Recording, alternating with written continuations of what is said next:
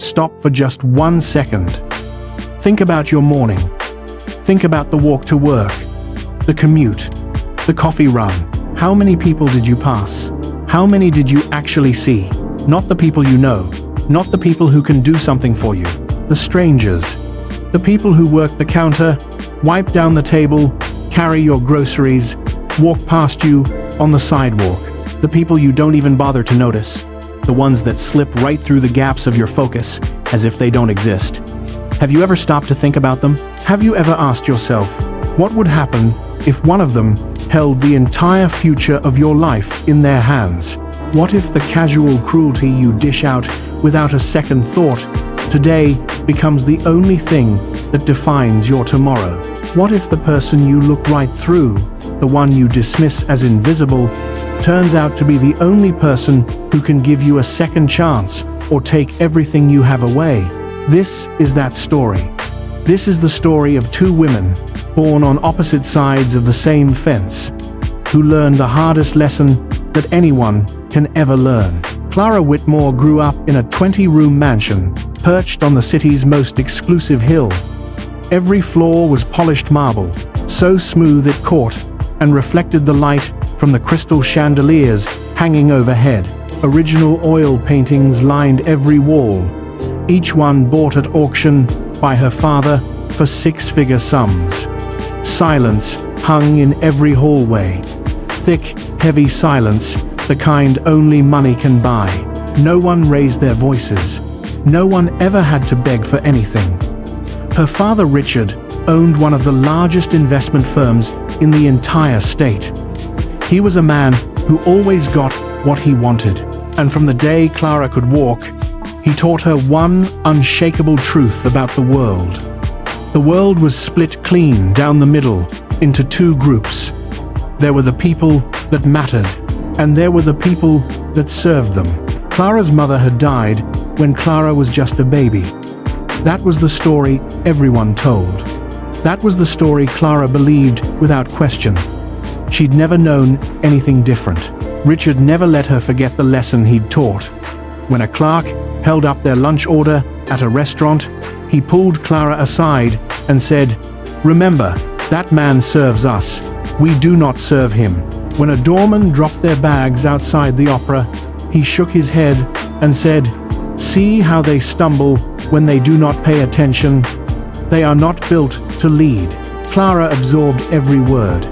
She grew up believing every word. By the time she was 10, she saw the divide everywhere she looked. People either stood out or they faded away, and the people who faded did not deserve a second thought. In Clara's sorted, divided world, one person faded more completely than any other. That was Lucy, the quiet daughter of Evelyn, the Whitmore's head maid. She was the same age as Clara, and she came to the mansion every afternoon, right after school let out. While her mother scrubbed the marble floors, steamed the curtains, and cooked three-course dinners for the Whitmore family, Lucy found the darkest, quietest corner of the third-floor library and sat. She never wandered. She never asked for anything. She never laughed too loud or turned a page too quickly. Her invisibility was not an accident. It was a choice. It was a survival tactic, learned early, honed every day. She knew how fragile her mother's job was. She knew one wrong move, one outburst, one moment of standing out could get them both thrown out on the street with nothing. So, she made herself small. She read the cast-off books Clara's father had thrown out, the ones with tattered spines and dog-eared pages. She ate the leftover sandwiches the kitchen staff wrapped for her, sitting on a crate in the back hallway instead of the dining table. She never talked back. She never got in anyone's way. She did exactly what the world expected of the maid's daughter. She became everything the Whitmores wanted, an invisible person to be. She did it so well that most days Clara would walk right past the library corner without glancing over. But Clara noticed her, and it was not the kind of noticing that would bring Lucy any kindness. One slow, grey Tuesday afternoon, rain tapping the library windows, Clara stepped off the main staircase and turned toward the third-floor stacks. She knew Lucy would be there. She'd tracked her routine for weeks, watched her slip into that dark corner every single day without fail. She pushed the library door open slowly, so the hinge wouldn't creak loud enough to warn anyone. The room smelled like old paper and lemon polish, the same as it always did. Clara's footsteps were soft on the thick wool carpet. She got within 10 feet of the window seat before she stopped. There she was. Lucy was curled up on the worn cushion, one knee pulled to her chest, her face tilted down toward the open book in her lap. She was so focused on the pages, she didn't hear Clara coming. Her finger traced the margin of one page, slow, like she was memorizing every word. It was the kind of small, absorbed peace Clara never saw in the people who served her family. It made her skin itch. Clara started circling the window seat, slow, deliberate, one quiet step after another. She moved like a hunter, circling a wounded rabbit trapped in a clearing. She stepped over a loose floorboard, paused when the rain hit the glass harder, kept moving. Lucy didn't look up. Not until Clara stopped right at the foot of the window seat, blocking the only exit off the cushion. Lucy's finger froze on the page. Clara's lip curled up into a sneer. Her voice came out sharp, thin enough to cut through the rain sound and the quiet of the room. "Why do you always look so small?" Lucy closed the tattered novel slowly, pressing the cover flat with her palm. She said nothing. That silence infuriated Clara. It didn't feel like surrender. It felt like a snub, like Lucy thought she was too good to argue with someone who'd called her out. It felt like Lucy was looking down on her, even from her small hidden corner of the library. Clara left the window seat that afternoon with a tight, hot knot of anger in her chest. And from that day on, humiliating Lucy became her favorite hobby. It turned into a daily routine. She mocked Lucy in front of the garden staff, loud enough for every person within 10 feet to hear. She hid Lucy's tattered books behind the heavy oak bookshelves on the top level, leaving Lucy to search for hours before she dared ask anyone for help. She spilled a full glass of orange juice down Lucy's only good shoes, right before Lucy was supposed to leave for a school awards ceremony. More than once, she locked the front door while Lucy was out walking to the car to get Evelyn's lunch. She'd stand behind the heavy living room curtain, pressing her forehead to the fabric, and watch Lucy stand in the cold rain. She'd watch Lucy hug herself to stay warm, shifting from foot to foot, waiting 5, 10, 15 minutes before Clara finally pulled the door open and acted like she hadn't heard anyone knocking. Lucy never fought back. She never yelled. She just picked up whatever was left of her things, wiped the rain off her sleeves, and walked back to her library corner. She stayed quiet. She stayed small. But she was hurt. She just didn't show it to anyone but the dark, quiet library walls. Evelyn knew everything that was happening. She saw the red, puffy marks on Lucy's cheeks after Clara had screamed at her across the dining room. She found Lucy curled up on the laundry room counter after her books were hidden, shoulders shaking with silent sobs, a damp washcloth pressed to her eyes to hide the wetness. She noticed the stains on Lucy's shoes, the way Lucy rubbed her arms raw after standing in the rain for 15 minutes waiting for the door to open. One Tuesday, after Clara spilled orange juice all over the kitchen floor and yelled at Evelyn for leaving a rag out of place, Evelyn walked down the hall toward the library. Her hands were clenched into fists at her sides, knuckles white. Her jaw was tight enough to crack a tooth. She'd heard Lucy crying in the laundry 10 minutes earlier. She was going to find Clara. She was going to say something. She got to the library door, hand raised to push it open, and stopped. She pressed her forehead to the cold wood, and her breath came out in short, shaky bursts. She thought about the rent that was due at the end of the month. She thought about the prescription Lucy needed for her seasonal allergies, the money for new school books, the bread and milk they put on the table every morning. Evelyn lowered her hand. She unclenched her fists, one finger at a time. She turned and walked back to the dining room, to the juice stain she still had to scrub out of the carpet. Every insult, every cruel trick, every tear Lucy cried in the dark laundry room. Evelyn swallowed every bit of her anger, every urge to protect, every scream she wanted to let out. She locked it all deep down in her chest, and she said nothing. Not yet. She couldn't. Not until she had no other choice. Years passed like this. The same daily routine. The same quiet humiliation. The same suppressed anger locked deep in Evelyn's chest. The same small hidden corner of the library for Lucy. The same sharp, unchallenged cruelty for Clara. Clara grew into a confident, sharp-tongued young woman. Every person in the city's high society admired her. She spoke well at charity galas. She shook hands with the mayor. She smiled for the society pages, and every wealthy matron said, "What a perfect daughter Richard Whitmore had raised." But behind closed doors, every person who worked for her feared her biting words and unpredictable temper. One wrong move, one small mistake, and she'd yell until their ears rang. She became everything her father had taught her to be. Certain she was better than every person who served her. Certain the world owed her everything it had. Lucy, on the other hand, grew stronger in the silence. No one paid her any mind, so she learned to watch. She learned to listen. She mapped every hallway of the mansion, every safe that Richard kept in his study, every name he spoke on the phone when he left the door cracked open after dinner. But Lucy saw everything. She remembered everything. She learned everything she could, waiting in her dark library corner.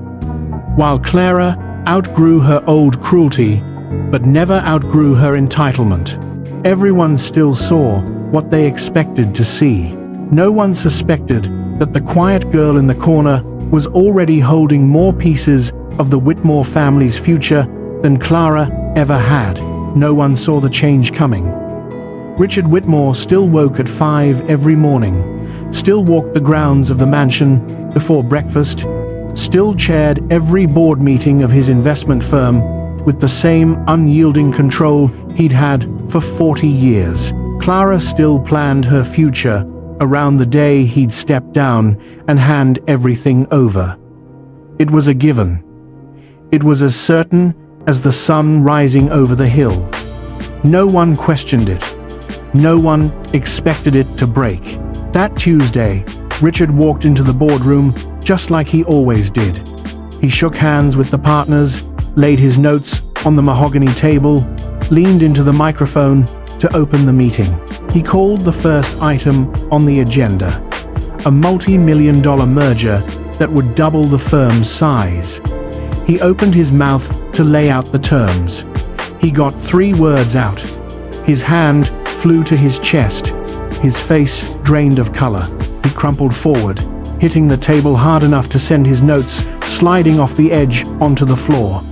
The room erupted. Someone screamed for a medic. Someone else called 911. 2 of the younger partners pulled him onto the carpet, tried CPR, pressed their hands to his chest to get his heart started again. The ambulance came slicing through downtown traffic, sirens wailing, lights flashing. Paramedics loaded him into the back and drove full speed to the nearest hospital. They worked on him the entire way. They shocked his heart 3 times in the emergency bay. They tried everything they could, but the heart attack was too massive. By the time the doctor stepped out to talk to the waiting partners, it was over. Richard Whitmore was gone. The entire foundation of Clara's life cracked open in the space of an ambulance ride. Weeks passed, and the mansion that had once hummed with staff and parties went cold. The daily breakfasts cooked by Evelyn stopped. The cleaning staff was cut back to half. The gardeners only came once a week to trim the worst overgrowth, and the fountain out front stopped running. The chandeliers were only turned on for the rare guest. The echo of empty hallways grew longer, deeper than it had ever been when Richard was alive. Clara tried to keep going the way she always had. She called her friends to plan a weekend trip to the coast.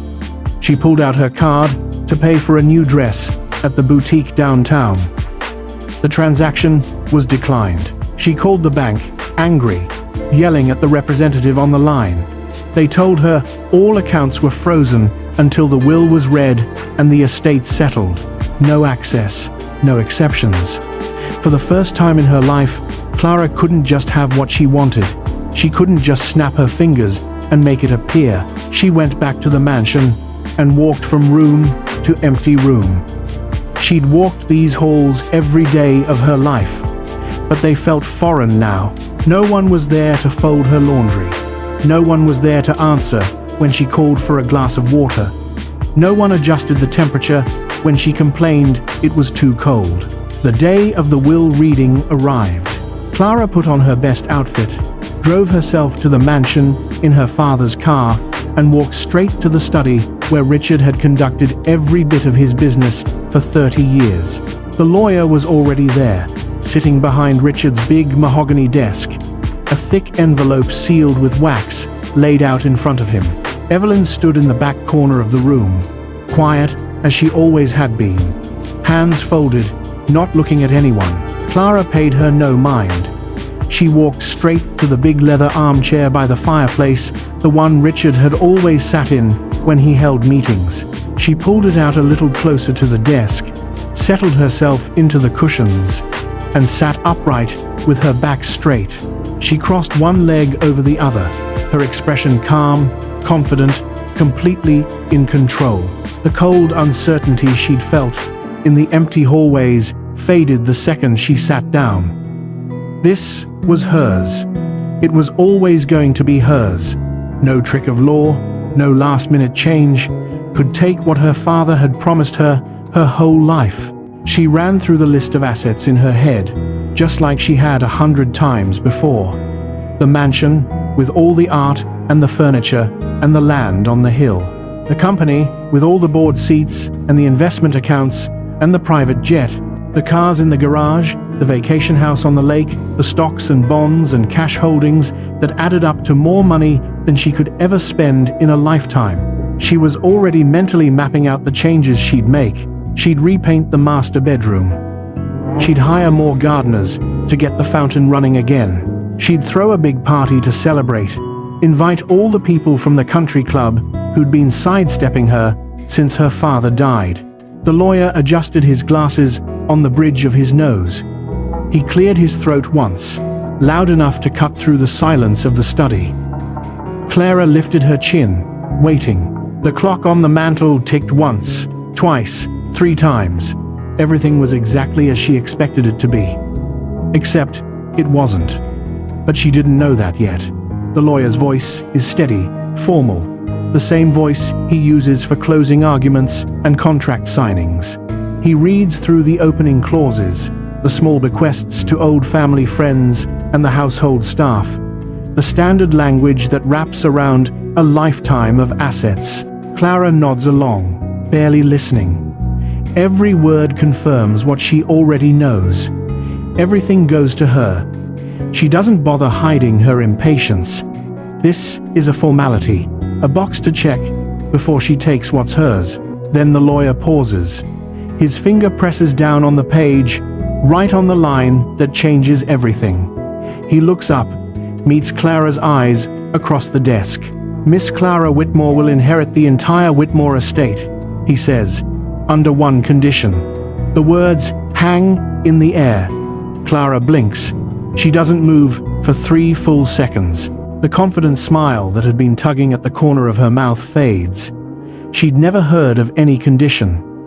Her father had never mentioned anything like this in all the years they'd talked about the future. He'd always said it would all be hers, no strings attached, no hoops to jump through. She uncrosses her legs, leans forward a little, her brow pulling down into a frown. The leather of the armchair creaks under her shift in weight. This isn't what was supposed to happen. Nothing was supposed to be different. What condition? She asks. Her voice comes out sharper than she means it to. There's an edge of confusion already creeping in. Then, suspicion. The study goes dead quiet. You could hear a clock ticking on the mantel, each click loud enough to rattle the air. The lawyer doesn't look away. He doesn't soften his tone. Before full ownership is transferred, he says, "You must receive formal approval from the estate's appointed executor." The words hang in the dead air of the study. No one speaks. No one moves. The clock on the mantel keeps ticking, each click echoing off the high ceiling and oil-painted walls, loud enough to fill every empty corner of the room. Clara's smirk stays fixed on her face, but it starts to feel tight, wrong. The longer the silence stretches, the more it digs at her certainty. This isn't how it's supposed to go. The lawyer should laugh, confirm her guess, move on with the reading. Instead, he turns slightly in his leather desk chair. The chair creaks, a low, slow sound that pulls every eye in the room toward him. His shoulders shift. He lifts one hand, gestures not toward the front of the room, not toward the empty seats by the fireplace, but toward the back corner where Evelyn has been standing this whole time. Clara's brow furrows. She follows the line of his gesture, her head turning slow, her gaze cutting past the desk, past the mantel, toward the dim light by the door. The back corner is cast in shadow. She can barely make out the shape of a person standing there, hands folded, still as stone. She blinks, tries to focus. She'd forgotten anyone else was even in the room. It couldn't be. It wouldn't be. Her father would never name a member of the staff as executor. That's impossible. Absurd. She's about to repeat the question, louder this time, when the lawyer opens his mouth. His voice is steady, unflinching. It doesn't waver. It doesn't apologize. He locks eyes with the quiet figure in the shadow, then turns back to Clara and prepares to speak the name. Clara's smirk finally slips. A cold prickle runs up the back of her neck. She can't breathe for a second. The silence gets heavier, thicker. It settles on her chest, and she can't push it off.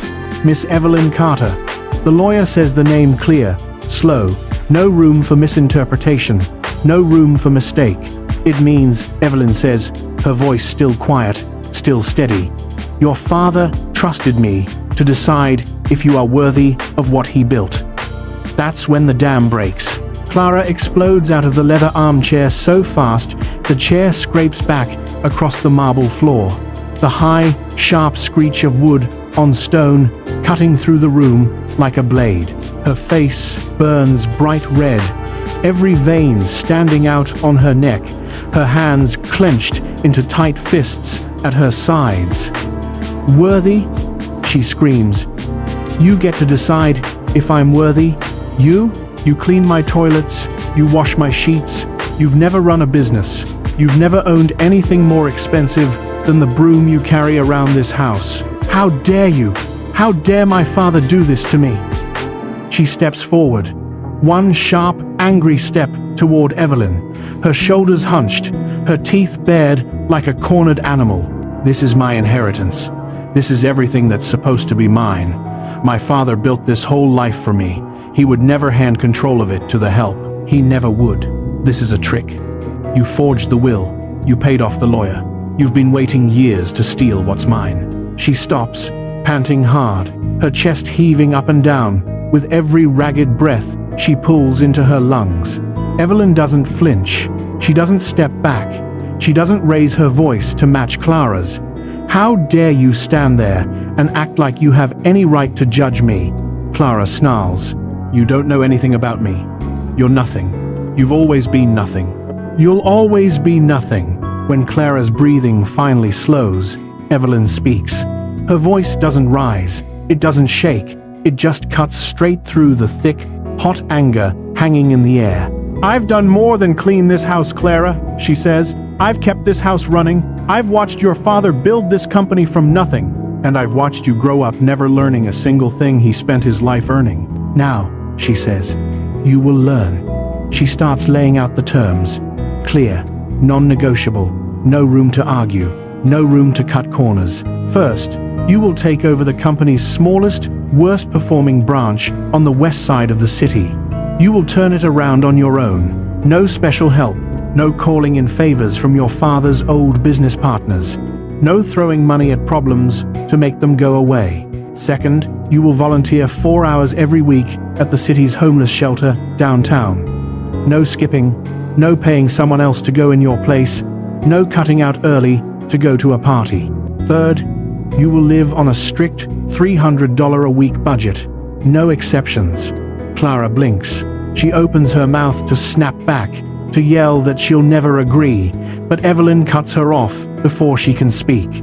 Let me make one thing perfectly clear, she says. There is no choice to make right now. Until you complete these conditions, you can't touch a cent of the inheritance. You can't access the company accounts. You can't sell the cars or the art or any of the jewelry your father left you. Without my written approval, you have nothing. Not a dollar. Not a single asset under your name. Your father tied every last thing to this requirement. I didn't make the rules. I just enforced them. What you do next is up to you. Clara refuses immediately. She screams that she'll take Evelyn to court. She yells that she'll have her arrested for forgery. She tells Evelyn she'll be thrown out onto the street before she'll ever agree to these demeaning rules. She turns on her heel and storms out of the study, slamming the heavy oak door behind her so hard the paintings rattle on the walls. For 3 days, Clara doesn't touch the terms. She ignores Evelyn when Evelyn knocks on her bedroom door to ask for a decision. She tells herself she still has money. Her father always gave her a personal allowance. The cards in her wallet still have her name on them. She's still Clara Whitmore. No one can just cut her off. On the 4th morning, she walks down to the corner grocery store to buy her favorite breakfast and a bottle of sparkling water.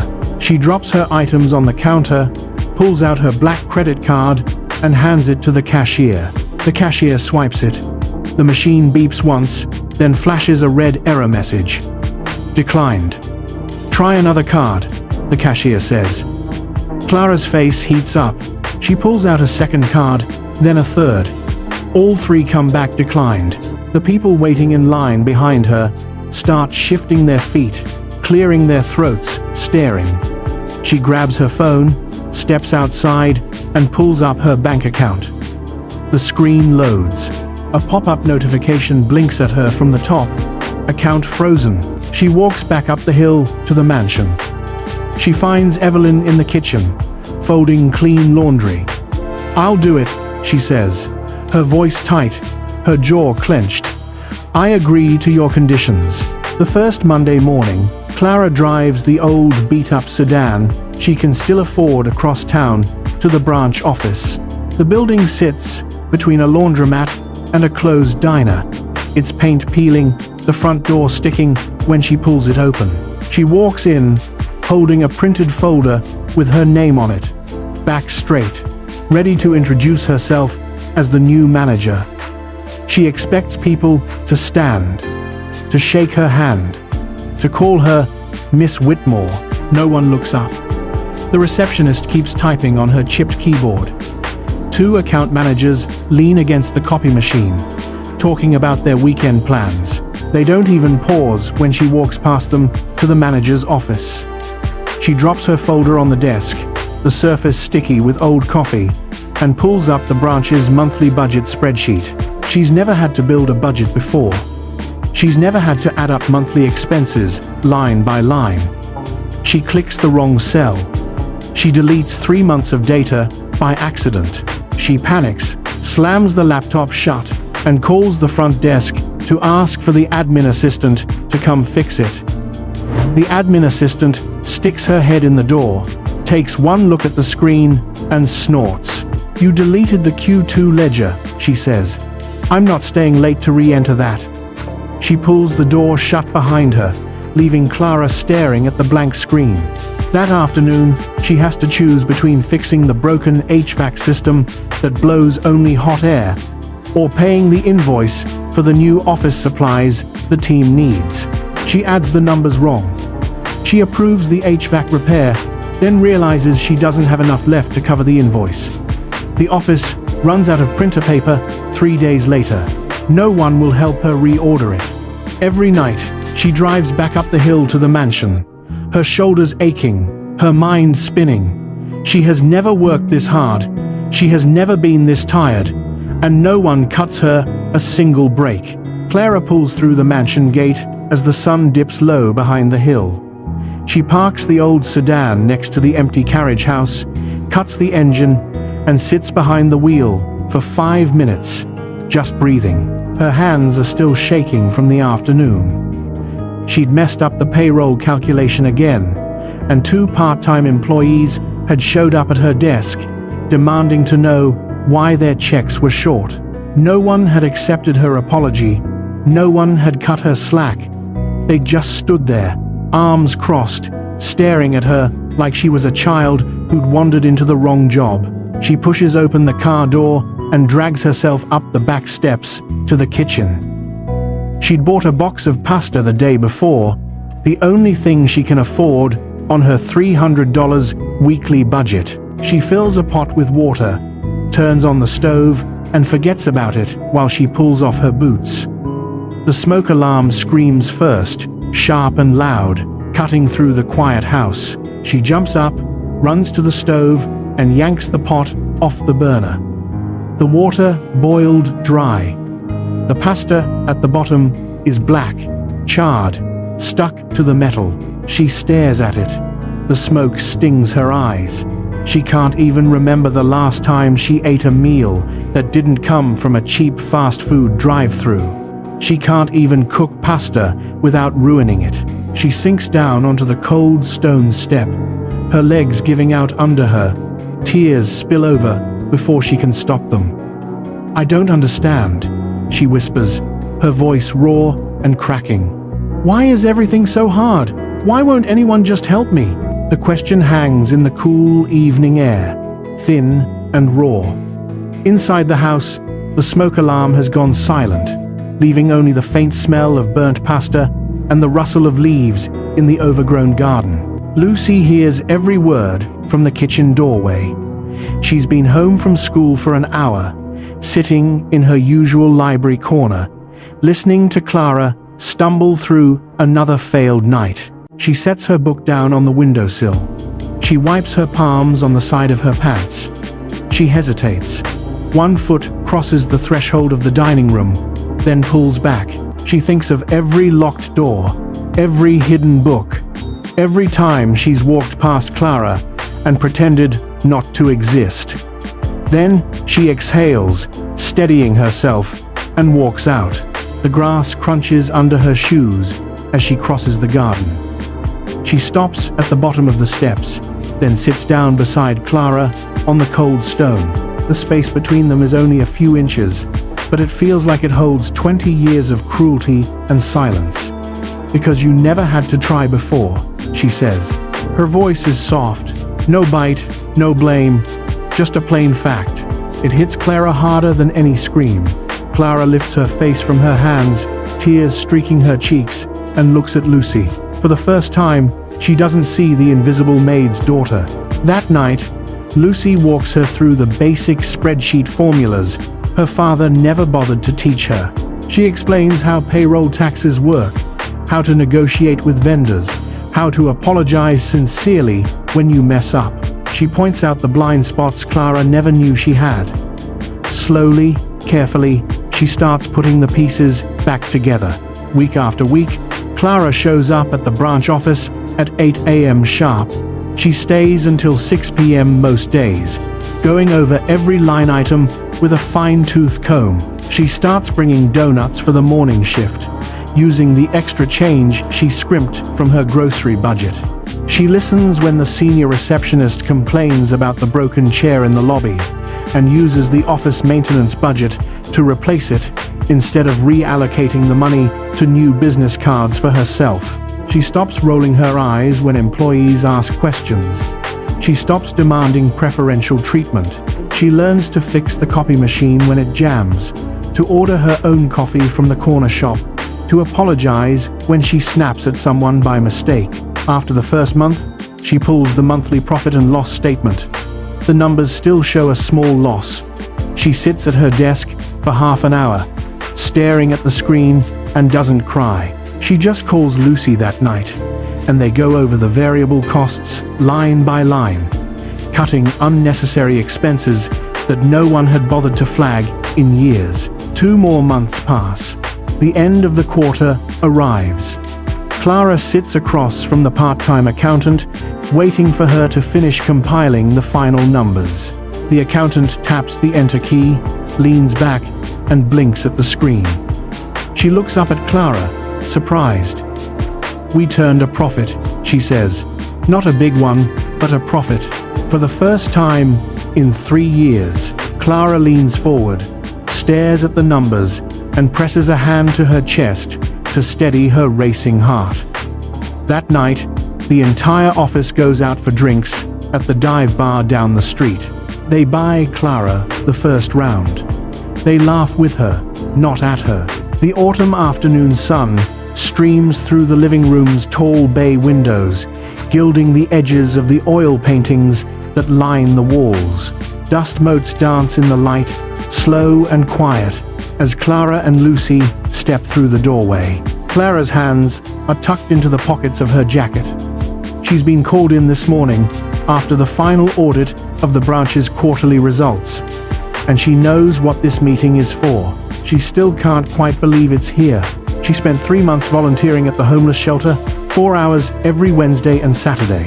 She learned how to listen to people's stories, how to hand out warm sandwiches without looking past them, how to keep her mouth shut when she wanted to give unsolicited advice. She stuck to her $300 a week budget for 6 months, even when she craved a coffee from the fancy shop downtown, even when her old boots started leaking in the rain. Every condition was checked off, every box ticked.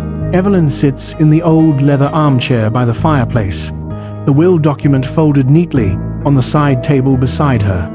She gestures to the 2 empty sofas across from her.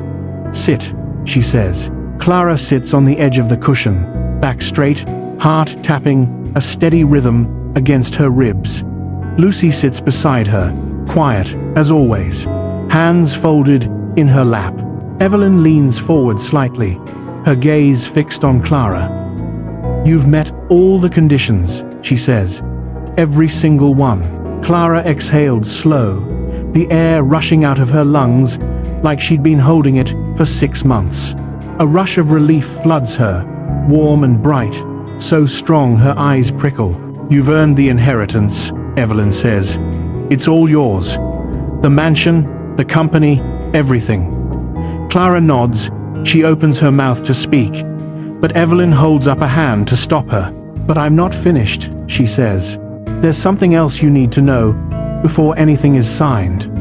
Clara's smile fades, her shoulders tense. She sits up straighter, waiting. Evelyn leans forward further, her shoulders relaxing, the hard edge of her authority melting into something soft, something Clara has never seen before. She turns her head, glances at Lucy sitting quiet beside Clara, then turns back to face Clara directly. "The woman you were told died when you were a baby," she says. "She didn't." Clara freezes. Every muscle in her body locks up, from her neck down to her toes. The blood in her veins turns to ice, so cold her fingertips go numb. The sun through the windows suddenly feels too far away, too dim. "What?" she whispers. Her voice comes out cracked, barely audible. Evelyn's voice softens, drops lower, like she's sharing a truth she's kept locked in her chest for more than 20 years. "I was 19 when I had you," she says. "I had nothing. No money, no family, no way to feed a baby alone in this world. Your father was already powerful. He wanted you to have every advantage money could buy. He made a deal with me." Clara can't breathe. Her chest feels crushed under a weight she can't name. She stares at Evelyn, at the lines around her eyes, at the calluses on her hands from 20 years of scrubbing floors and folding laundry, and pieces of old memories start to shift. What deal? She manages to get out. I could stay on as maid, Evelyn says. I could live in this mansion, be close to you every single day. But I couldn't tell you I was your mother. Not until you were ready. Not until you learned what the world really looks like beyond the gates of this hill. I agreed. I stayed close. I stayed to watch you. I stayed to protect you. Clara shakes her head hard, back and forth, like she can shake the words out of her ears. No, that's not possible. You can't be. My mother is dead.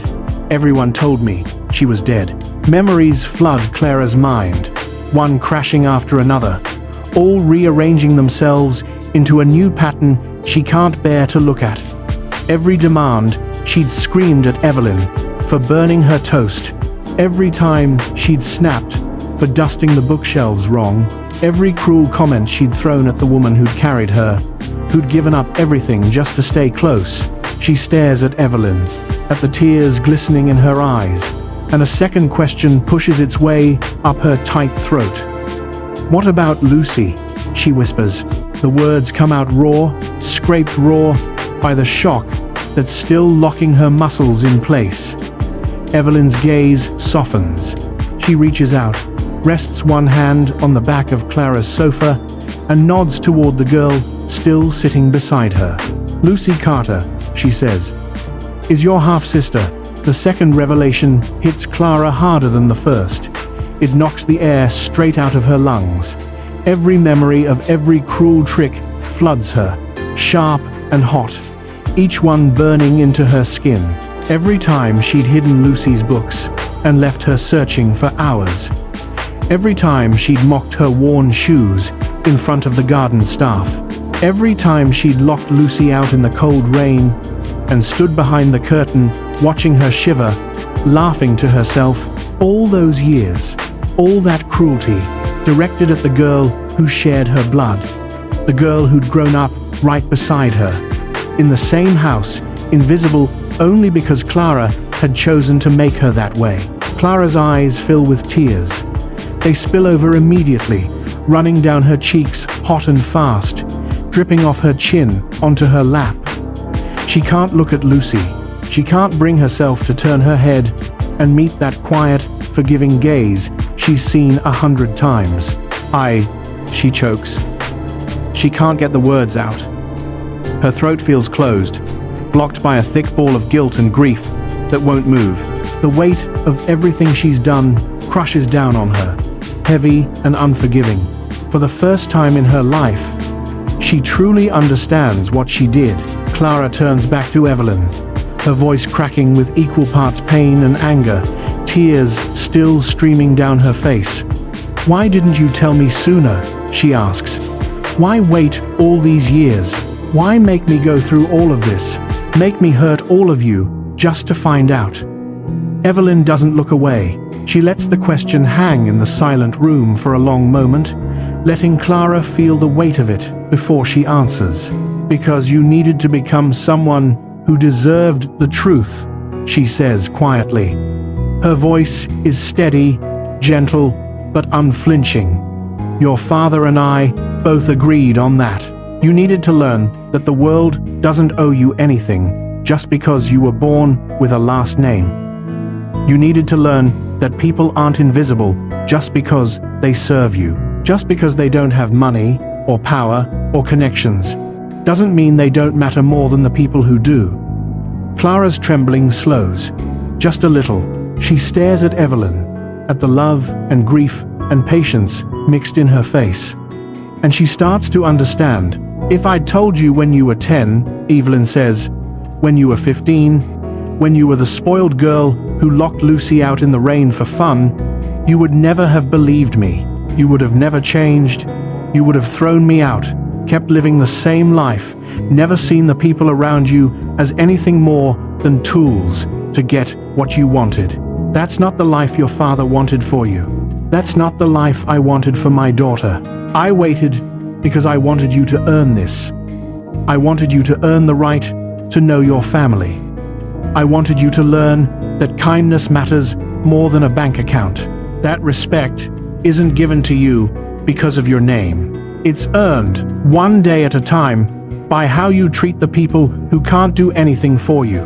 The words settle over Clara, heavy but warm, cutting through the fog of her guilt and shock.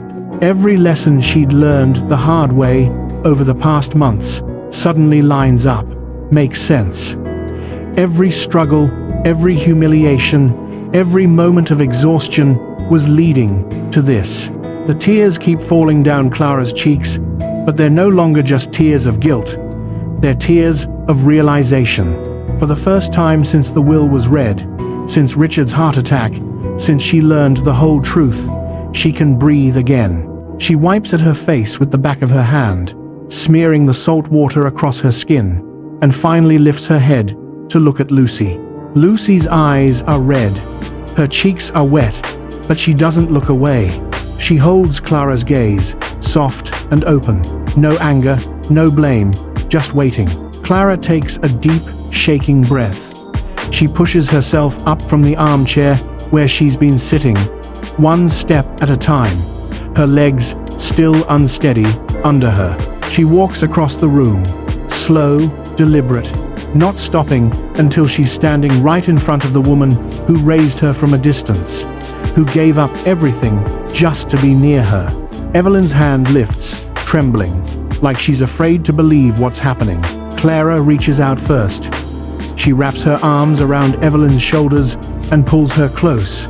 And when Evelyn's arms wrap around her in return, when she feels the warmth of her mother's body against hers, the last of the tension in Clara's shoulders breaks. She cries harder, not from pain, but from relief, from the slow, soft bloom of something she's never felt before. Family. After a long moment, she pulls back and turns to Lucy. She holds out one hand, palm up, open, and waits. Lucy stands. She crosses the room and takes Clara's hand. No words are needed right then. Apologies have already been said. Forgiveness has already been given. All that's left is the second chance. Most people go their whole lives without getting one. Clara knows that. She's been given the rarest gift, the chance to tear down everything she used to be and build it back again, better, kinder, with the family she always had but never saw. It won't be easy. It will take years to mend the damage she did, but it's hers. It's finally hers.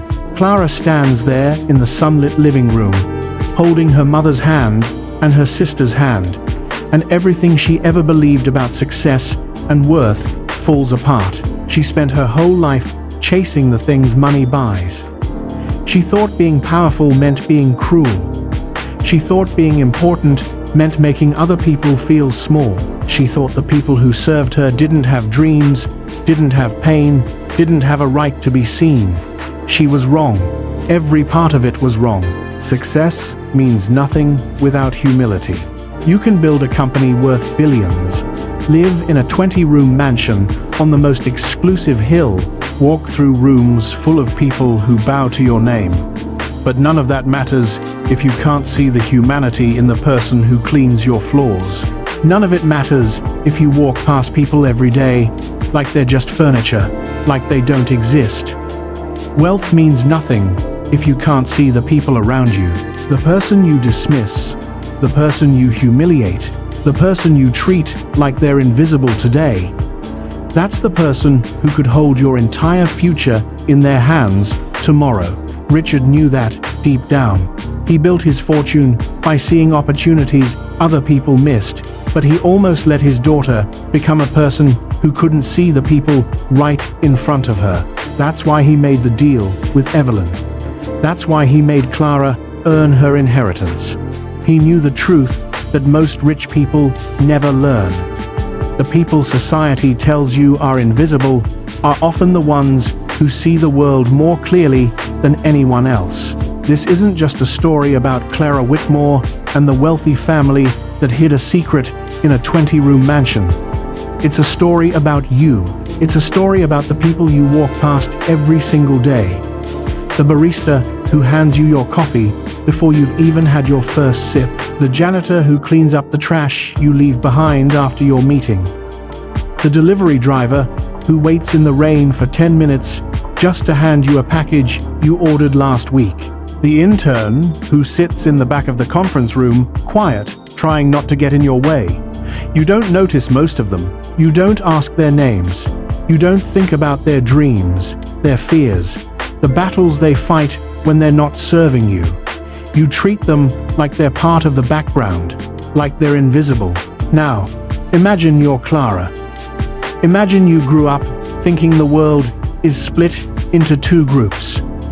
The people that matter and the people that serve them. Imagine you spent years humiliating the quiet girl who just wanted to read in the corner, who never did anything to hurt you. Imagine you lost everything you ever took for granted, and the only people who can give you a second chance are the people you spent your whole life looking down on. Would you change? The question isn't just for a hypothetical version of you standing in Clara's broken shoes. It's for the you that gets up tomorrow morning and goes through the same routine you go through every other day. Think about the people you'll walk past tomorrow. Think about the people who will serve you, help you, clean up after you before noon even hits. The parking attendant who waves you through the gate and never gets a thank you. The cashier who rings up your groceries while you scroll through your phone and don't look up. The cleaner who comes into your office after everyone leaves and empties your trash can without you ever noticing they were there. The stranger on the street who asks for change and you cross the street to avoid because you don't want to see them. Do you see them? Do you stop for just 1 second and see the full, complicated, hurting, hopeful human being standing right in front of you? Or do you let them fade into the background, just like Clara did for so many years? Do you hold on to the story that some people just don't matter because they don't have the right last name or the right bank account or the right job title? Clara got a second chance to fix what she broke. She got to learn the lesson before it was too late. But second chances aren't promised to you. They aren't promised to anyone. The damage you do when you look away, when you treat people like they're invisible, it doesn't just go away. It stays. It changes lives, including yours. So I'll leave you with one last question before we end. You don't have to say it out loud. You just have to answer it for yourself. What would you do?